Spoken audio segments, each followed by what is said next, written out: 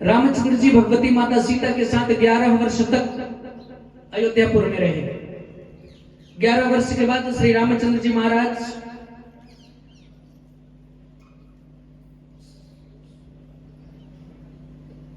करीब 27 वर्ष के हुए। जब रामचंद्र जी महाराज विश्वामित्र मुनि के साथ जाते हैं तो श्री वाल्मीकि जी महाराज जी ने वर्ष खोडशम कृत्वा तम एक श्लोक लिखा है कि रामचंद्र जी महाराज 16 वर्ष के थे जब ठाकुर जी का विवाह हुआ। 16 वर्ष के राम जी विवाह के बाद 11 वर्ष तक वैवाहिक जीवन बिताए। राम जी 27 वर्ष के हो गए। 27 वर्ष के हुए तुम्हारा दशरथ ने सोचा कि अब तो चौथा बना रहा है, राम को राजा बना दिया जाए। पूरी तैयारी हो रही है। इधर बीच में मंथरा ने ही काम बिगाड़ दिया, जो कल कथा बताई थी कि 3 आए और 3 चले गए। मंथरा ने पूरा काम बिगाड़ दिया। श्री रामचंद्र जी को सवेरे राज तिलक होना था और सवेरे राम जी को आदेश मिला कि राम जी आपको 14 वर्ष के लिए वन में जाना है। श्री रामचंद्र जी महाराज अपने पिता से मिलकर वापस आते माता कौशल्या के पास। माता कौशल्या तो सुन रखी थी पहले से ही कि राम का राज तिलक होना है आज। सोने की थाली में आरती को सजाकर बड़े प्रसन्न मुद्रा से कहती है, मां कि आज मेरा तो राजा बेटा आ गया, मैं अपने बेटे की आरती उतारूंगी। श्री रामचंद्र जी महाराज जी ने हाथ जोड़कर कहा, कहते हैं मां आपका बेटा तो राजा है ही, लेकिन इस अयोध्या का नहीं। माता कौशल्या ने कहा क्या मतलब? बोले मैं राजा तो हूं परंतु पिता दीन मोहि कानन राजू, जन्म हमार सुफल भायाजू। राजा तो हूं मैं लेकिन अयोध्या का नहीं, वन का राजा मैं। मां जो समय हमारा राजगद्दी का था वही समय हमारा वन गमन का हो गया है। ये बात सुनते ही माता कौशल्या मूर्छित हो गई। श्री रामचंद्र जी महाराज जी ने माता कौशल्या को संभाला, थोड़ा सा होश आया। माता कौशल्या कहती एक बात बता कि ये आदेश तेरे पिताजी का है? बोले नहीं मां,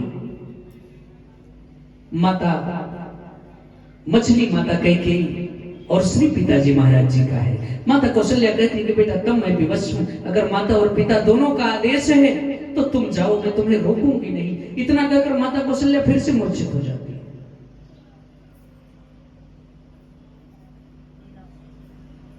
माता कौशल्या को फिर से होश आता है, कहती है बेटा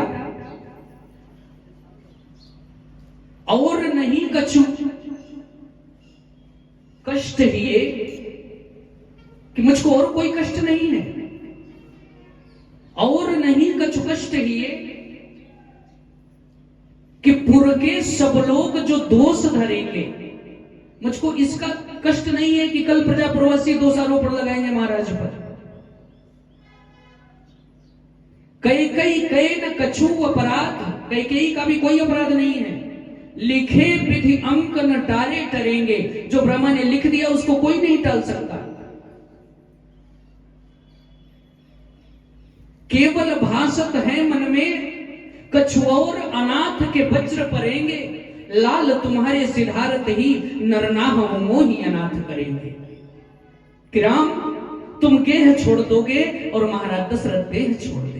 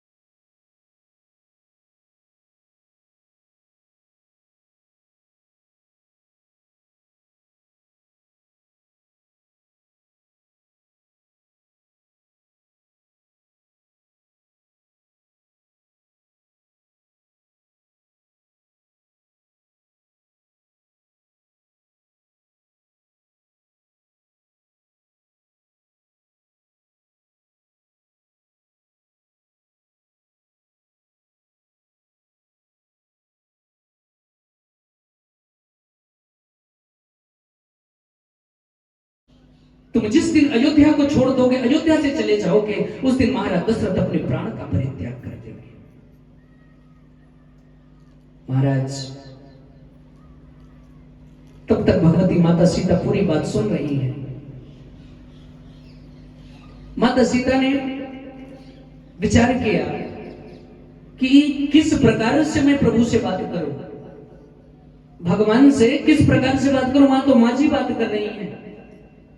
समय का बदलाव देखिए, इतनी मर्यादाएं थी कि सीता जी को सोचना पड़ा कि मैं किस तरह से अपने पति से बात करूं। अगर आज कोई ऐसा मैटर हो जाए ना तो पहले जाए, हाँ ये तो मेरा पति है, क्यों जाए, दूसरे को भेज दो, नहीं तो तुम खुद चले जाओ, हम क्यों जाएंगे वन में। ये मर्यादाएं थी कि जहां माता पिता बैठे रहते थे वहां से बच्चे बहुत सोचते थे कि चलो वहां माता पिता मम्मी पापा बैठे, वहां से नहीं दूसरे रास्ते से हम चले जाते हैं। आज के सिर्फ 30-40 वर्ष पहले की बात है। 30-40 वर्ष पहले जहां हमारे सयाने बैठे रहते थे, बुजुर्गगण बैठे रहते थे, उस रास्ते को हम बरका कर दूसरे रास्ते से जाते थे। और 40 वर्षों का अंतर देखिए कि आज जहां बच्चे और बहू बैठे हैं, उस रास्ते को माता पिता दूसरे रास्ते से चले जाते हैं। उनके सामने माता पिता नहीं जाना चाहते। क्या हो गया समय को?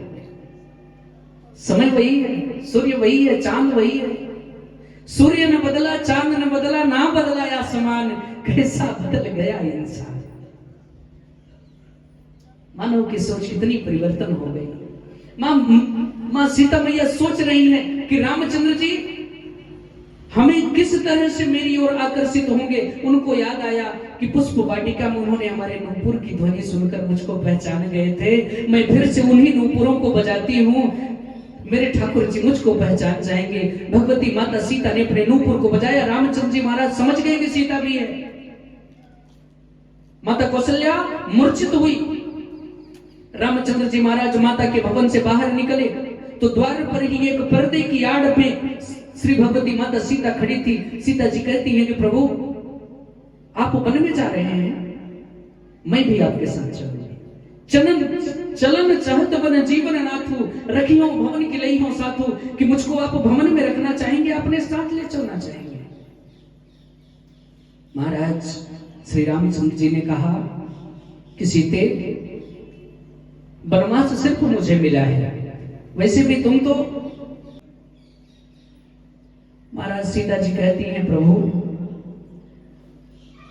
पूज्यपात पिता की प्रतिज्ञा तो अधूरी रही, होगा हासनाथ इतिहास कह जाएगा। सीता के बिना राम सर्वदा अधूरे रहें और वनवास आपका अधूरा रह जाएगा। क्या आप मेरे बिना वनवास में पूरे रहोगे, पूरा कर पाओगे? रामचंद्र जी ने कहा सीते वनवास क्या, अगर मुझे स्वर्ग भी जाना पड़े तो मैं बिना सीता के तो अधूरा ही हूं।